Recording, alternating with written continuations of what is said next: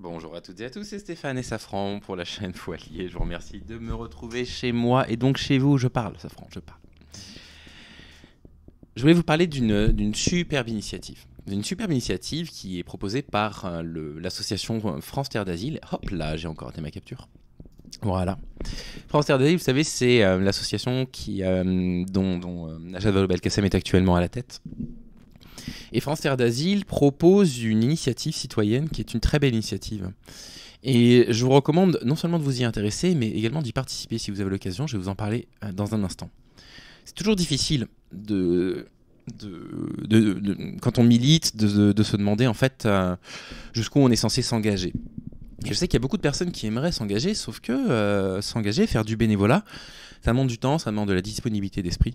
Et c'est pas si simple que ça, hein. C'est pas si simple que ça dans un monde où aujourd'hui on a tous des métiers assez difficiles qui nous demandent quand même pas mal d'implications et en particulier des charges mentales parfois assez lourdes. Et donc c'est compliqué d'envisager que sur nos rares moments de repos, on investisse une demi-journée, voire une journée par semaine ou par mois pour faire du bénévolat. C'est compliqué. Mais il y a des alternatives et justement l'alternative qui est proposée par France Terre d'Asile, elle est passionnante. Et on va en parler parce que c'est une alternative qui non seulement a des répercussions humaines incroyablement positives, mais pas qu'humaines, justement, politiques aussi. Donc cette initiative, elle ne vous demanderait quasiment pas de temps. Et en plus de ça, le temps que vous y consacriez, ça je peux vous le garantir, on va en parler dans cette vidéo, c'est du temps de qualité. Cette initiative s'appelle Duo de demain. Duo de demain, qu'est-ce que c'est ?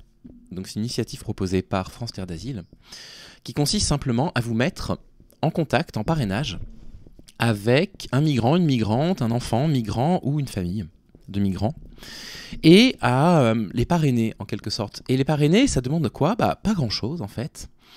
Ça va demander simplement à ce que vous consacriez une demi-journée par mois pour les rencontrer. Pour aller boire un café, pour discuter avec eux, pour vous balader dans la ville dans laquelle vous décidez de faire ce partenariat ou quoi que ce soit.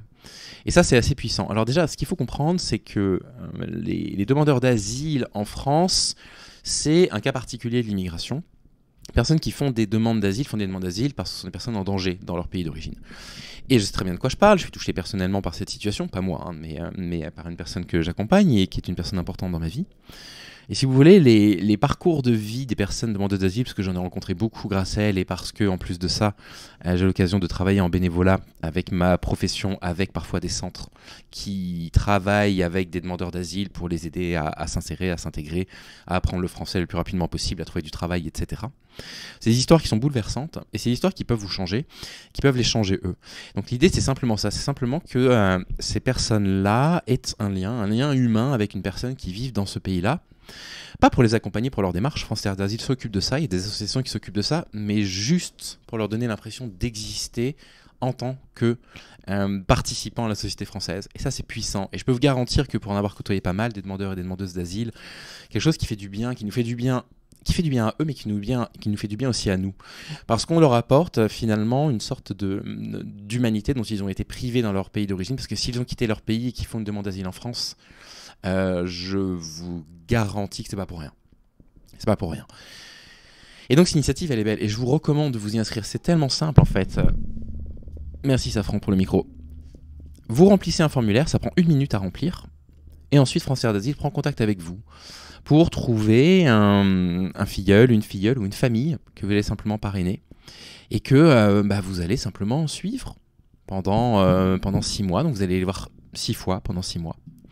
On va lire un petit peu le descriptif. Duo de demain, c'est un programme de parrainage citoyen porté par France Terre d'Asile à travers lequel des personnes réfugiées et des personnes françaises ou habitant en France depuis longtemps se rencontrent.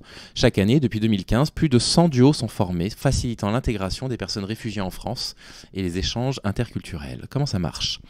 Chaque duo s'engage à se rencontrer au moins une fois par mois pendant 6 mois pour boire un café, faire une promenade, une sortie culturelle ou pour participer à l'une des activités collectives organisées par l'équipe locale de Duo de demain. Après une première rencontre en présence je suis un peu envahi là, vous le voyez, d'un représentant ou d'une représentante de France Terre d'Asile, les duos sont libres de prendre part à l'une ou l'autre de ces activités, de privilégier des rencontres de leur côté. Au bout de 6 mois, les duos peuvent renouveler leur engagement pour 6 mois supplémentaires ou décider qu'ils n'ont plus besoin d'un contrat et vivent leur amitié de façon autonome. Duo de demain est lancé en novembre 2015 par France Terre d'Asile sur le modèle d'un programme de parrainage citoyen développé par l'association en Seine-Maritime une année plus tôt.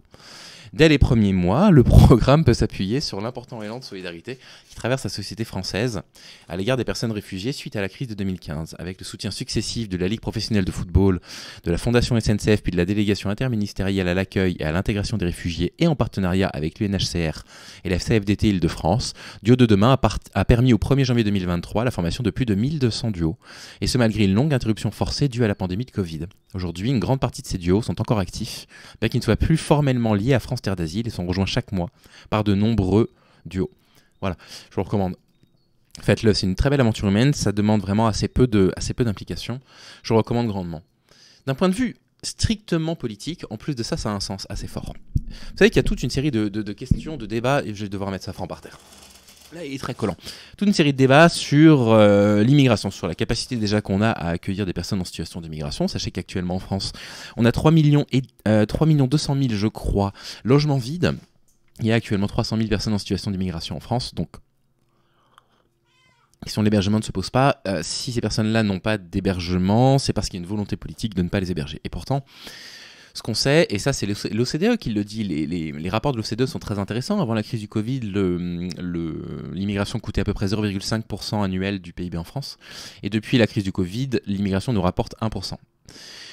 Et l'une des façons les plus efficaces pour s'assurer que la balance strictement économique de l'immigration rapporte à la France, c'est de permettre aux personnes immigrés d'accéder à l'emploi.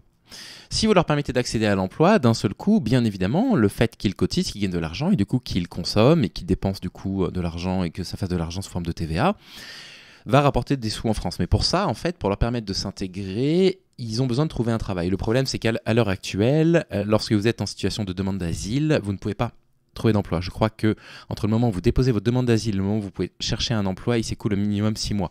Ce qui est un problème. L'autre problème, c'est qu'évidemment, pour trouver un emploi, il faut maîtriser la langue. Et ça fait partie des choses importantes. Leur donner la possibilité, finalement, de côtoyer des personnes pour qui le français est leur langue maternelle, et de leur permettre, du coup, de faciliter leur insertion. C'est fondamental. Moi, je vous le recommande 1 million de fois.